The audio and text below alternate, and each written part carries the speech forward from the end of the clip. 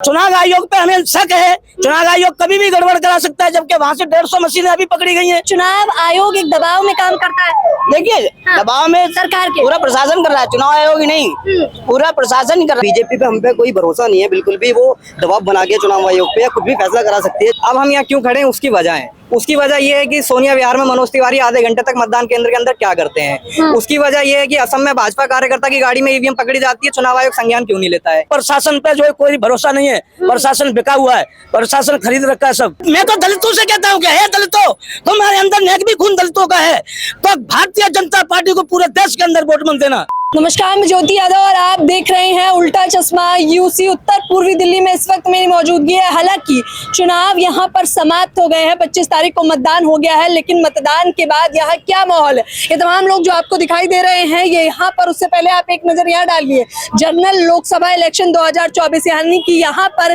तमाम ईवीएम रखी गई है। उत्तर पूर्वी दिल्ली की 10 विधानसभाओं पे जो मतदान हुए हैं, उसके बाद ईवीएम का लेखा जोखा है यहाँ पर रखा गया। लेकिन ये लोग जो यहाँ पर तैनात है, इनका कहना है कि इन्हें चुनाव आयोग पर भरोसा नहीं है, ईवीएम पर धांधली की जा सकती है, इसलिए तैनाती की वजह से 25 तारीख से 4 जून तक ये लोग ऐसे ही तैनात रहेंगे, क्योंकि इनका एक डर है कि कहीं कोई घपलाखोरी ना होने पाए। ये गठबंधन की ओर के तमाम कार्यकर्ता हैं जो यहाँ पर दिन रात सुबह शाम तैनात रहते हैं। एक एक करके बातचीत कर लेंगे। क्या नाम है आपका? मेरा नाम मंगललाल गौतम है। मगनलाल गौतम जी, बताइए यहाँ पर आप कितने दिनों से तैनात हैं? यहाँ हम 25 तारीख से तैनात हैं। हाँ। और 25 तारीख से रोज डेली हम जो है ना यहाँ विजिट करते हैं अपनी, और यहाँ रुके भी जाते हैं आधे आधे घंटे और एक घंटे। और इसकी वजह क्या है? इसकी वजह है तो कि हमें जो है ना ईवीएम पे जो है ना भरोसा नहीं है, ईवीएम को रखाने के चक्कर में, क्योंकि चुनाव आयोग पे से जो है जनता का भरोसा उठ चुका है।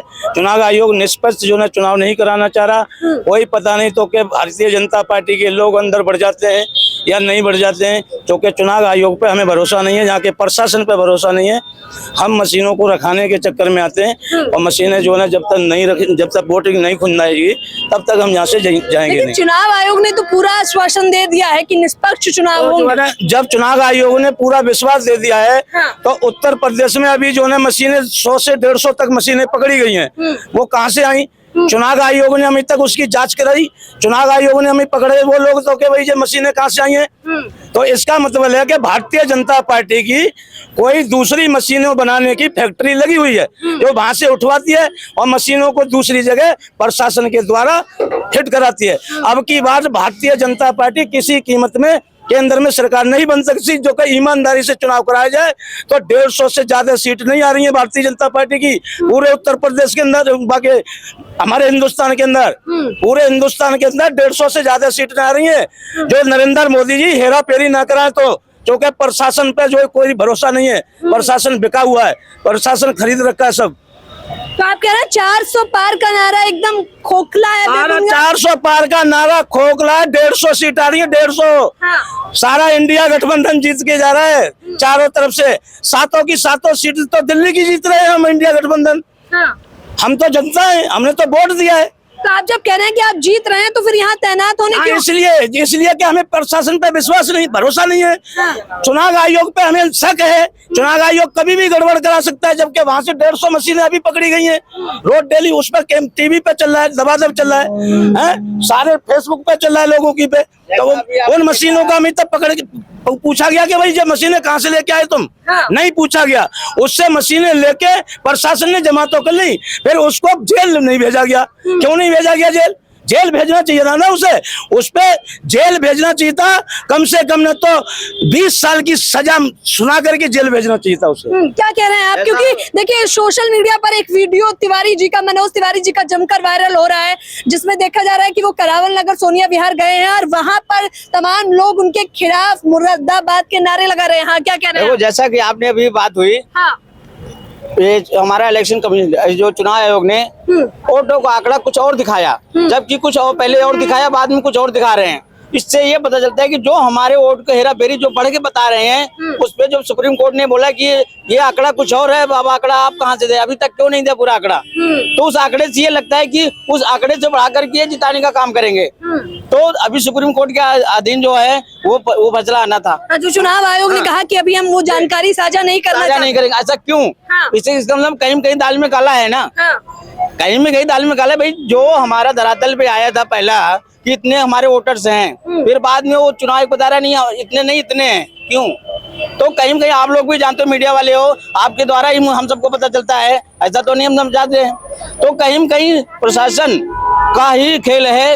और अच्छा, तो मुझे ये समझाइए आप कि केवल उत्तर पूर्वी दिल्ली में आप लोग तैनात हैं या पूरी दिल्ली में जगह जगह तैनात? देखिए, ये हमारी पूरी दिल्ली में जो कार्यकर्ताओं के थ्रू चलता है, हर जगह ये तैनाती है, कोई ये नहीं है कि एक ही जगह है। पर हमें जो है अपनी ड्यूटी हम कर रहे हैं, हम गठबंधन की तरफ से हम अपनी कैंडिडेट को जी जान से मेहनत किया है और ये जनता की आवाज है। आप यहाँ से हट करके गलियों मोहल्ले में जाके देखो, जनता खुद बताएगी हमने परिवर्तन किया है, हमको किसको वोट देना है। क्योंकि आज 10 साल के कार्यकाल में जैसा अग्निवीर का आपने उठा के देखा, एक सांसद एक विधायक 5 साल रहना चाहता है, लेकिन एक नौजवान को 4 साल क्यों? है सवाल ना। अगर वो शहीद होता है, एक फौजी शहीद होता है तो उसको जो है पूरी दर्जा दिया जाए, शहीद को उनको क्यों नहीं दिया जा रहा है? ये भी तो सवाल है। इसी तरह से इन्होंने बहुत सारी, जैसे कि अभी इन्होंने कहा कि जी हम आने वाले टाइम में देश बदल रहे हैं। मुझे ये बताइए, आप लोग इतना जो है भरोसा नहीं कर पा रहे, तो क्या है आपको लगता है कि चुनाव आयोग एक दबाव में काम करता है? देखिए, दबाव में सरकार के पूरा प्रशासन कर रहा है, चुनाव आयोग ही नहीं, पूरा प्रशासन ही कर रहा है।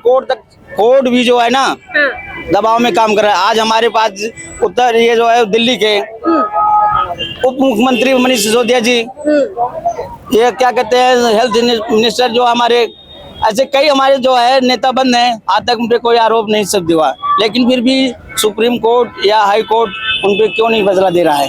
कहीं कहीं दबाव है प्रशासन का दबाव है। बताइए, 45 डिग्री कड़ी धूप, राजधानी दिल्ली में खड़े नहीं हो सकते, इतनी ज्यादा धूप पड़ रही है और आप 24 घंटे यहाँ पर तैनात हैं। मैम, वहाँ 24 घंटे तैनात है, हमारा एग्जाम भी है, तो हम उसके निकाले एग्जाम। एक्चुअली क्या एग्जाम होगा, पढ़ेंगे जब देश बचेगा या लोकतंत्र बचेगा, जब भी तो हम बच पाएंगे। तो एक हमारी अलग ही लड़ाई चल रही है, पर ग्राउंड पे हम देश के लिए हम तो लड़ेंगे। जब देश का आंदोलन छिड़ेगा तो करेंगे ना कुछ। तो कहने का मतलब ये है कि बीजेपी पे हम पे कोई भरोसा नहीं है बिल्कुल भी। वो दबाव बना के चुनाव आयोग पे या कुछ भी फैसला करा सकती है। जैसा कि आपने देखा, पूरे देश में तानाशाही चल रही है, बीजेपी जैसा चाहती है वो वैसा हो जाता है और जनता की आंखों में धूल झोंक दी जाती है। बिल्कुल भी जनता का जो फैसला होता है वो निष्पक्ष बाहर नहीं आता है बिल्कुल भी। जैसा आपने चंडीगढ़ में भी देखा कि 40 सीटों पर वोटिंग हुई थी, उसमें वहां पर 32 सीटें विपक्ष, 32 सीटों से सरकार बनाई जा रही थी आम आदमी पार्टी पर, 8 सीटें बीजेपी की थी। वहां पर उन्होंने अपना मेयर बना दिया और वहां पर जैसी धांधली हुई सारी वोटों की, फिर वो तो धन्यवाद करते हैं सुप्रीम कोर्ट का कि देश के अंदर सुप्रीम कोर्ट जैसे जज भी है और अभी सुप्रीम कोर्ट भी हमारा। तो आपने देख ही लिया कैसा भी। और कहने का मतलब मैम ये भी है कि हम लोग यहाँ पर हैं, वैसे तो यहाँ पर कन्हैया कुमारी जीत रहे हैं, बट ये हमें पहले ऐसा पता चला क्योंकि आप यहाँ माहौल देखोगे ना, आप गली मोहल्ले में जाओगे तो जनता ने भरपूर प्यार करा है कन्हैया कुमार की, क्योंकि वो ग्राउंड लेवल पर रहने वाले साधारण से इंसान है, घर गृहस्थी से ऐसे आते हैं कि वो गरीब की जनता का दर्द जानते हैं, गरीब को वो एक ऐसे व्यक्ति का दर्द जानते हैं, उनका बच्चा कैसे आगे बढ़ेगा। पर मनोज तिवारी पिछले 10 साल में बिल्कुल खोखला, गाड़ी से फॉर्च्यूनर में आते हैं, गाड़ी से ऐसी गाड़ी में उतरते हैं, अपने कार्यकर्ताओं से मिलते चले जाते हैं और यहाँ पे जनता के बीच में उन्होंने बिल्कुल काम नहीं करा। पूरी जनता लोकसभा जितनी भी हमारी नॉर्थ ईस्ट की लोकसभा पूरी बेकार पड़ी है, बिल्कुल भी एक काम नहीं करा। जितना भी काम हुआ है दिल्ली सरकार के अंडर में हुआ है, पार्षद के अंदर में जितना भी काम हुआ है। और ये जो हमने जो यहाँ से आप कह रहे हैं न केवल तिवारी जी को बल्कि पूरी बीजेपी को ही हार का डर है। हाँ, देखो बीजेपी को तो पूरा हार का डर है, क्योंकि जो ये अपने वादे लेकर आए थे पिछले 10 सालों में, जो वादे लेकर आए थे विजय उन्हें वादों में बिल्कुल फेल हुए हैं बिल्कुल भी।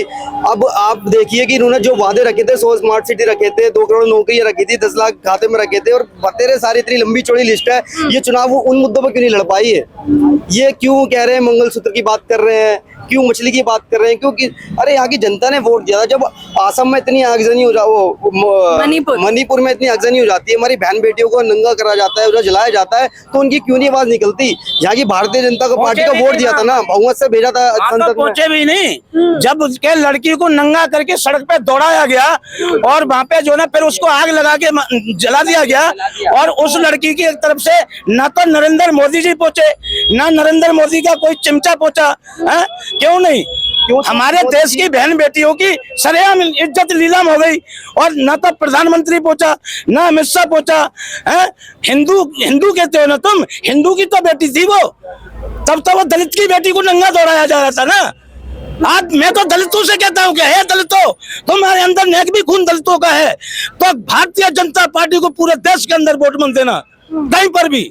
तो लग रहा हम है असली दलित के बेटे हैं। हाँ। और मैं असली जो है ना, असली मैं जो है ना उसका था, बीएसपी का आदमी था। मैंने उसको कन्हैया कुमार को ईमानदारी से चुनाव लड़ाया है। क्यों लड़ाया है? कि बाबा साहब की विचारधारा को लेकर चल रहा है, बाबा साहब के सम्मान को बचाने के लिए चल रहा है। और भारतीय जनता पार्टी जो है नो कहती है कि हम संविधान बदल देंगे, हम तुम्हें बदल देंगे, संविधान पे आंच नहीं आने देंगे। बताइए 2024 में जो है बीजेपी को बदल देंगे। हाँ बताइए। अभी तक मोदी जी जो कर रहे हैं, देश जैसे चला रहे हैं, तो अभी तक देख लो, अभी किसी भी कॉलोनी में चले जाओ, बच्चा बच्चा भूखा मर रहा समझ लो।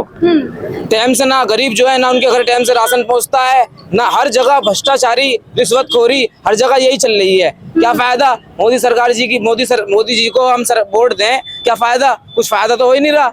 तो उससे हम क्या, वो अपनी वोट क्या लगता है 24 में क्या करने वाली है जनता? तो मतलब 6 चरणों के मतदान तो हो गए। जनता तो देखो, जनता तो जो है, हम जनता की छोड़ो, मैं अपनी कह रहा हूँ इस टाइम, ठीक है, जनता की बात है जो मैं बात कह रहा हूँ। बात ये है, जनता ये चाहती है कि वो क्या नाम है, जो भी सरकार आए, ऐसी सरकार आए जो जनता को एक साथ लेके चले, हिंदू मुस्लिम सिख ईसाई आपस में ना बिल्कुल सब मिलके चले। आप लोग यहाँ पर जो तैनात हैं, कब तक और तैनात रहने वाले हैं? देखिए, ये चुनाव जब तक सफलतापूर्वक संपन्न नहीं हो जाएगा और वो मतदान की गिनती कंप्लीट नहीं हो जाएगी 4 तारीख तक, तब तक हम चाहे गर्मी हो, चाहे बरसात हो, चाहे यहाँ कुछ भी हो जाए, हर परिस्थिति में हम खड़े रहेंगे।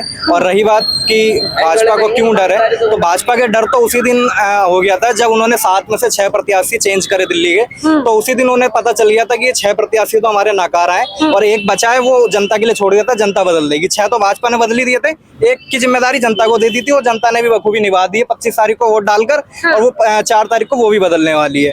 और अब हम यहाँ क्यों खड़े हैं, उसकी वजह है। उसकी वजह ये है कि सोनिया विहार में मनोज तिवारी आधे घंटे तक मतदान केंद्र के अंदर क्या करते हैं। उसकी वजह ये है कि असम में भाजपा कार्यकर्ता की गाड़ी में ईवीएम पकड़ी जाती है, चुनाव आयोग संज्ञान क्यों नहीं लेता है। उसकी वजह ये है कि सूरत में कांग्रेस के प्रत्याशी का पर्चा रद्द कर दिया जाता है, तो मतदान की हत्या कर जाती है, संविधान की हत्या कर दी जाती है। जो काम कोई सर्वोच्च न्यायालय नहीं कर पाया, वो चुनाव आयोग ने कर दिया कि सूरत की जनता को वोट डालने तक का अधिकार नहीं है। इस बार सूरत का एक व्यक्ति भी वोट नहीं डाल पा रहा इस बार, आपको पता हो तो।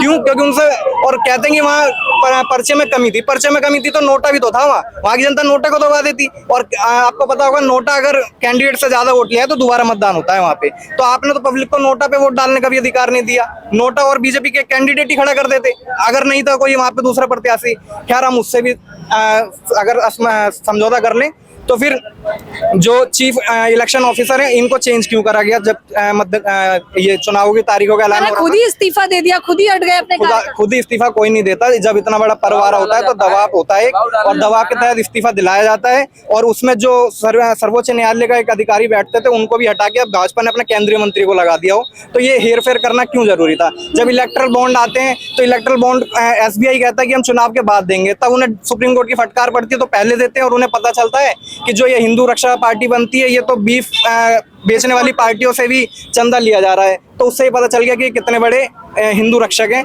और हर पार्टी, कांग्रेस कहती है कि हाथ को वोट देना तो हम जीतेंगे, आम आदमी पार्टी कहती है कि झाड़ू को वोट देना हम जीते हैं, BSP कहती है हाथी को वोट देना हम जीतेंगे। ये कहते हैं वोट तुम किसी को भी दे देना हम जीतेंगे, क्योंकि इनकी सेटिंग इतनी तगड़ी है इसमें कि कहीं भी जाए वोट हमारे पास ही आएगा घूम फिर के। तो ये कुछ कारण है जिनकी वजह से हम खड़े हैं। हमें भी कोई शौक नहीं इतनी गर्मी में यहाँ खड़े होने का। बहुत सारी वजहें बता दी, क्या कहना चाहेंगे आप? मैम, हमारे यहाँ आने का एक ही मकसद है कि हम चाहते हैं कि जो चुनाव हुआ है वो निष्पक्ष रहे, पारदर्शी रहे, क्योंकि ये पहले भी कई बार घपला कर चुके हैं। और देखो, उत्तर पूर्वी दिल्ली में इतनी बौखलाहट हो चुकी है ना बीजेपी वालों को, पूरे 10 साल में मोदी जी उत्तर पूर्वी दिल्ली में कभी नहीं उतरे। इस बार कन्हैया कुमार जी से इन्हें इतना डर है कि उत्तर पूर्वी दिल्ली में मोदी जी उतर गए। आप इस बात से अंदाजा लगा सकते हो कि इन्हें कितना डर है अपनी हार का। तो कह रहे हैं बीजेपी को हार का डर सताने लगा है और ये लोग यहाँ पर 4 जून तक तैनात रहेंगे, क्योंकि इनका कहना है कि इन्हें प्रशासन पर बिल्कुल भी भरोसा नहीं है। जो भी प्रतिक्रियाएं होंगी वो भी हम आपको बताते रहेंगे। लेकिन आप देखिए कि ईवीएम को लेकर एक जगह जगह आपको विरोध प्रदर्शन तो देखने को मिल ही रहा था शुरुआत से ही चुनाव के बीच में, लेकिन अब क्योंकि मतदान हो गए हैं तब भी जनता को भरोसा नहीं है। फिलहाल इस खबर के बारे में और इन तमाम लोगों की बातों में सहमति के बारे में आप लोग मुझे अपनी राय खुलकर बताएं। कैमरा पर्सन देव के साथ ज्योति यादव, उल्टा चश्मा, UC।